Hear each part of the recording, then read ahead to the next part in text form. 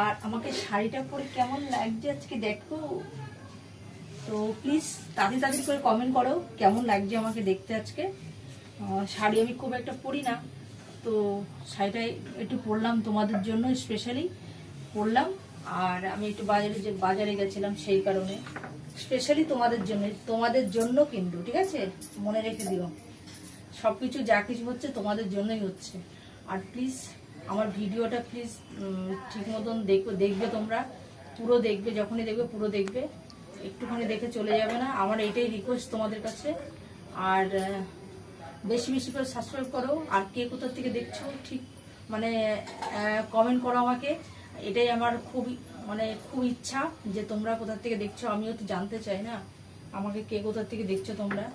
Please please please comment করো আমাকে। আর তোমরা সবসময় ভালো থেকো, আর আমিও ভালো থাকবো, তোমাদেরকেও ভালো থাকতে হবে। আর যখনই রাস্তায় যাবে তখনই সানগ্লাস একটা করে নিয়ে যাবে সাথে, আর ছাতা নিয়ে যাবে, জলের বোতল নিয়ে যাবে। প্লিজ সাবধানে থাকবে, সুস্থ থাকবে, ঠিক আছে। আর এই বলে আমি রাখছি এখনকার মতন, টাটা বাই বাই, ঠিক আছে। আর বাইরে প্রচন্ড গরম, মানে আমি গিয়ে না হেঁটে হেঁটে গেছি তো পুরো মানে হাঁপানি উঠে যাচ্ছে পুরো, মানে এত অস্বস্তি লাগছে।